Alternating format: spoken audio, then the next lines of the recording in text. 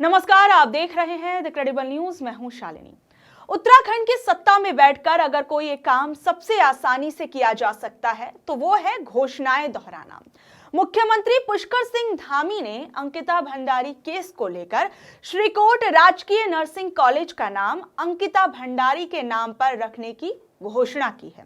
और ये घोषणा कोई पहली बार नहीं की गई है, इससे पहले भी ये घोषणा की गई थी। यानी एक ही बात को मुख्यमंत्री ने दो बार दोहरा दिया है। पहली बार 16 सितंबर 2023 में अंकिता भंडारी की बरसी पर यह घोषणा की गई थी। दूसरी बार जनवरी 2026 में अंकिता भंडारी के माता पिता से मुलाकात के बाद पुष्कर सिंह धामी जो हैं वो ये बात फिर से दोहराते हैं। सवाल ये नहीं है कि ये नाम क्यों रखा गया, किस लिए रखा गया, क्या इन सब से क्या ही हो जाएगा। यहाँ पर सवाल ये है कि एक ही घोषणा को बार बार दोहराना किस तरीके का इंसाफ है। अगर पहली घोषणा में मुख्यमंत्री और उनकी सरकार ने ईमानदारी बरती थी तो 2.5 साल तक क्या किया गया। अगर सब कुछ ऑफिशियल ऑर्डर पर हुआ तो पहले क्या सिर्फ कैमरे के लिए बोला गया था। अंकिता के नाम पर कॉलेज का नाम रखना सम्मान हो सकता है, लेकिन घोषणाओं की रिहर्सल करना न्याय नहीं हो सकता। न्याय तब होता जब दोषियों को सजा मिलती, जब केस को रसूख से नहीं कानून से चलाया जाता। अंकिता कोई स्लोगन नहीं थी जिसे हर वर्सी पर दोहरा दिया जाए। वो एक बेटी थी इस देश की, उत्तराखंड की, जिसे मार दिया गया और जिसके नाम पर अब सिर्फ घोषणाएं जिंदा है। नाम बदलने से जरूरी है सिस्टम बदलना, वरना हर बार वही सवाल गूंजेगा कि सर यही जुमला आप कितनी बार दोहराएंगे। और यह सवाल मुख्यमंत्री पुष्कर सिंह धामी से बार बार पूछा जाता रहेगा जब जब वो अंकिता भंडारी के नाम पर इस तरीके की घोषणाएं करेंगे। सबसे बड़ी बात यहाँ पर यह उठती है कि अगर अंकिता भंडारी को पुष्कर सिंह धामी की सरकार सम्मान देना ही चाहती थी तो क्यों इतना लंबा समय लग गया। क्यों उस बेटी को इंसाफ पाने के लिए उसके क्षेत्र के लोगों को सड़कों पर उतरना पड़ रहा है। और सबसे बड़ी बात अब यहाँ पर आप ये देखिए कि अंकिता भंडारी केस को लेकर अंकिता के माता पिता ने सीएम पुष्कर सिंह धामी से मुलाकात की और उन्होंने 3 मांगे साफ तौर पर रख दी हैं इस केस को लेकर। सुप्रीम कोर्ट जज के निगरानी में सीबीआई जांच, पहले से हुई जांच से आगे नई जांच, बेटी की हत्या के पीछे जिस वीआईपी का हाथ है उसे पकड़ा जाए और सरकार बताए कि वो वीआईपी कौन है और उसे क्यों बचाया जा रहा है। ये तमाम मांगे जो हैं ये अंकिता भंडारी के माता पिता ने रखी हुई हैं। और सबसे बड़ी बात यहां पर आप देखिए कि इस पूरे केस को लेकर किस तरीके से आज भी अंकिता भंडारी के माँ बाप जो हैं रो रहे हैं, बिलख रहे हैं, इंसाफ मांग रहे हैं। आप अंकिता भंडारी की मां को एक बार सुनिए, जो अपनी बेटी का वो दर्द बता रही है कि अब तक तो उसने जीना ही नहीं सीखा था। अब तक हम इतनी गरीबी में थे और जब हमने सोचा कि हमारे दिन बदलने वाले हैं, उसके बाद हमारी बेटी के साथ जो कुछ हुआ अब वो हर कोई देख रहा है। एक बार सुनिए उस माँ का दर्द। हम माँ बाप है ना, मतलब हमको ना अपने औलाद से बढ़कर कुछ नहीं है। हम तो बोलते हैं कि अगर इसमें हमारी जान भी जाती है ना तो हमें कोई वो नहीं है, क्योंकि मेरे बेटे ने ना मतलब हमारे साथ भी बोल रही कि क्योंकि हमारे गरीबी के दिन थे, बहुत दुख झेले उसने। जब उसके मतलब सुखी के दिन आने थे तो आप सबको पता है, तो हम उसका बचपन भी देखे। हम एक छोटी सी चीज के लिए भी मेरे बच्चे तब से, लेकिन आप हम इतने दुखी है ना, हम अब तो अपने बाप रख भी नहीं सकते क्योंकि मुझे उसको देना जाता था, मैं बोल भी नहीं पाती, बोलने भी नहीं आता।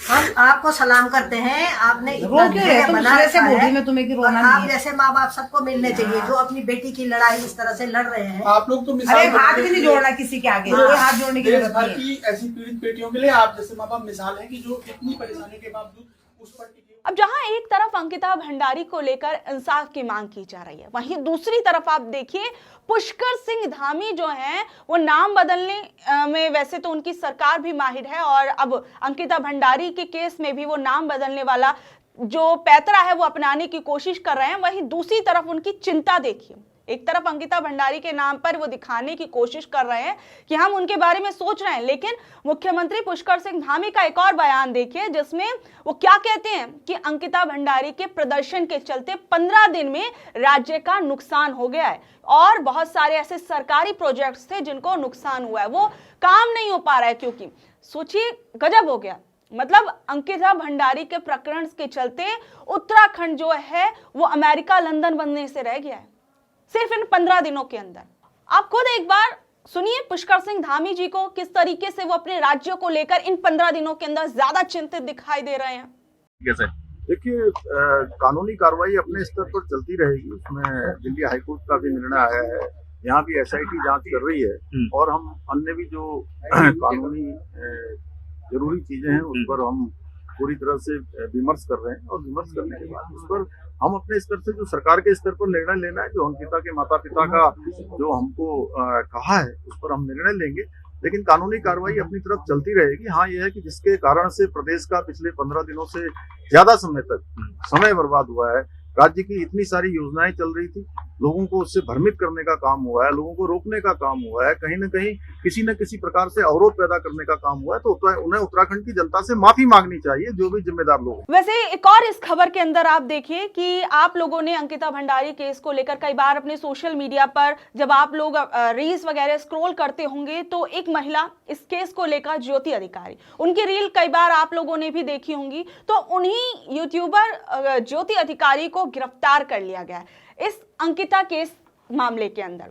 हल्द्वानी से आई खबर सिर्फ एक यूट्यूबर की गिरफ्तारी नहीं है, ये उस सिस्टम की कहानी है जहां बोलना अपराध बन जाता है, सवाल पूछना साजिश बन जाता है। महिला यूट्यूबर ज्योति अधिकारी को कथित तौर पर धार्मिक भावनाएं आहत करने और महिलाओं पर आपत्तिजनक टिप्पणी करने के आरोप में सीधे गिरफ्तार कर लिया गया और 14 दिन की न्यायिक हिरासत में भेज दिया गया। पुलिस कहती है कानून ने अपना काम किया, लेकिन सवाल यहां पर यह है कि कानून का पैमाना हर किसी के लिए बराबर क्यों नहीं दिखता।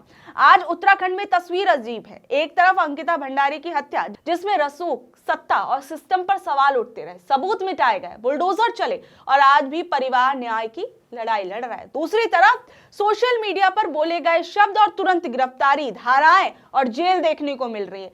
हम ये नहीं कह रहे हैं कि किसी की आपत्तिजनक भाषा जो है वो किसी भी मायने में सही हो सकती है, लेकिन मैं ये जरूर पूछना चाहूंगी कि क्या शब्दों के लिए जेल और हत्या के लिए देरी क्या इस देश का इंसाफ है? क्या यही न्याय का बैलेंस है? क्या यही न्याय का संतुलन है? ज्योति अधिकारी के वीडियो पर शिकायत हुई, FIR हो गई, पूछताछ हुई और उसी दिन जेल भी इन यूट्यूबर को भेज दिया गया, लेकिन अंकिता के मामले में आज भी वही सवाल जो है वो अटका हुआ है कि असली दोषी कौन है, VIP रिजॉर्ट क्यों तोड़ा गया, गवाह क्यों पलटे गए। और यहाँ सबसे बड़ा सवाल ये है कि क्या आज के टाइम में कानून जो है वो ताकत दिखाने का औजार बनता जा रहा है, और जिससे सवाल उठते हैं, जो लोग सवाल पूछते हैं उनको कह दो कि ये लोग भावनाएं आहत कर रहे हैं, इस वाले फ्रेम में उनको डाल दिया जाए। यहाँ पर ये एक सवाल उठता है कि जब सब कुछ तेजी से हो रहा है, एक यूट्यूबर के ये कहने से अंकिता भंडारी की केस में कुछ शब्दों का इस्तेमाल करने से तुरंत पुलिस हिरासत में उसे ले लिया जाता है, 14 दिन की न्यायिक हिरासत में भेज दिया जाता है, लेकिन जब अंकिता भंडारी के केस के अंदर दोषियों को ढूंढने की बात होती है या न्याय की बात की जाती है तो क्यों स्लो मोशन के अंदर चला जाता है। आज लोग जेल जा रहे हैं, कल शायद सवाल ही जेल में बंद कर दिया जाएगा। और सोचिए अंकिता को मार दिया गया, पूरा का पूरा सिस्टम जो है वो चुप्पी साधे हुए बैठा है, लोग सवाल पूछ रहे हैं कि आखिर में न्याय कहाँ है। आज लोग बोल रहे हैं और सिस्टम बोलने वालों को चुप करा रहा है, और यही सबसे खतरनाक बात है, क्योंकि जब इंसाफ डर से चलने लगे तो फिर समझ लीजिए कोई सुरक्षित नहीं रहता।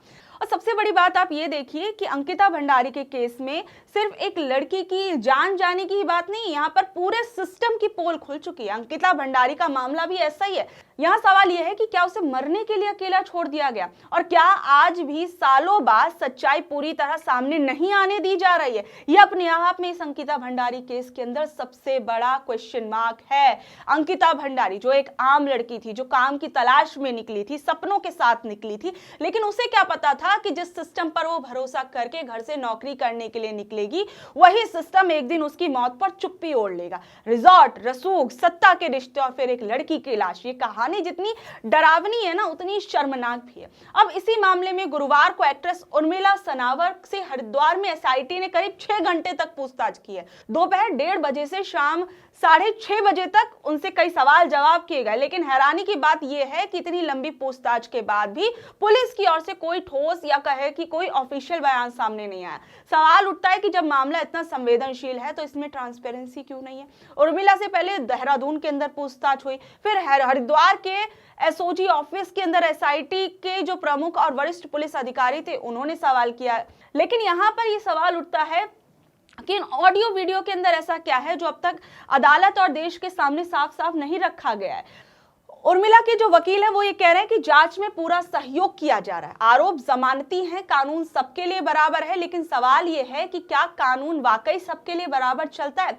क्या अगर अंकिता किसी बड़े घर की बेटी होती तो भी उसकी लाश ऐसे ही जंगल में फेंक दी जाती? वैसे तो ये चाहे कोई बड़े घर की बेटी हो चाहे छोटे घर की बेटी हो, अगर किसी के साथ ऐसी नाइंसाफी हुई है तो वो अपने आप में बेहद शर्मनाक है। लेकिन यहाँ पर सवाल सबसे पहला यही उठता है कि क्या वो एक गरीब घर की बेटी थी, इसलिए इस सिस्टम की तरफ से उसके परिवार को अब चुप कराए जाने की कोशिश की जा रही है। लोगों को सड़कों पर उतरना पड़ रहा है अंकिता भंडारी को इंसाफ दिलाने के लिए। और ये कहानी सिर्फ एक लड़की की मौत की नहीं है बल्कि सिस्टम की बन गई है। अंकिता को मारने वाले हाथ तो कुछ लोगों के थे, लेकिन उसे बचाने में नाकाम पूरा तंत्र था। होटल मालिकों के रिश्ते, राजनीतिक पहुंच, प्रशासन की सुस्ती, इन सबको मिलाकर हम देखें तो अंकिता अकेली रह गई थी। अब जरा सोचिए, जब अंकिता की हत्या हुई तब शुरुआत में क्या हुआ? सबूत मिटाने की कोशिश हुई, बुलडोजर की राजनीति देखने को मिली, रातों रात रिजॉर्ट गिरा दिया गया। क्या वो न्याय था या सबूतों को मिटाने की जल्दबाजी थी? आज यही सवाल जो है वो हवा के अंदर तैर रहे हैं। अब जब इस पूरे मामले को हम बहुत गहराई से देखते हैं तो ऐसा लगता है कि मानो बहुत कुछ ऐसा है जो छिपाने की कोशिश की जा रही है, बहुत कुछ ऐसा है और बहुत से ऐसे लोग हैं जिन्हें बचाने की कोशिश की जा रही है। अंकिता भंडारी के केस में हम देख रहे हैं कि किस तरीके से लोग सड़कों पर हैं, जो लोग इस पर सवाल पूछ रहे हैं उनको पुलिस जो है लगातार पूछताछ के लिए बुला रही है। दूसरी तरफ जो असल में आरोपी हैं, जो असल में जिन्होंने अंकिता भंडारी के साथ ये सब किया, वो अब तक पर्दे के पीछे हैं। क्यों अब तक पुलिस जो है इतना लंबा समय बीत चुका है उन लोगों को सामने नहीं ला पाई है? ये अपने आप में सबसे बड़ा सवाल है। बहरहाल अब आप लोग इस बारे में क्या कुछ कहेंगे नीचे दिए कमेंट बॉक्स में जरूर बताइएगा। और ऐसे ही अपडेट से जुड़े रहने के लिए देखते रहिए द क्रेडिबल न्यूज। मैं हूं शालिनी।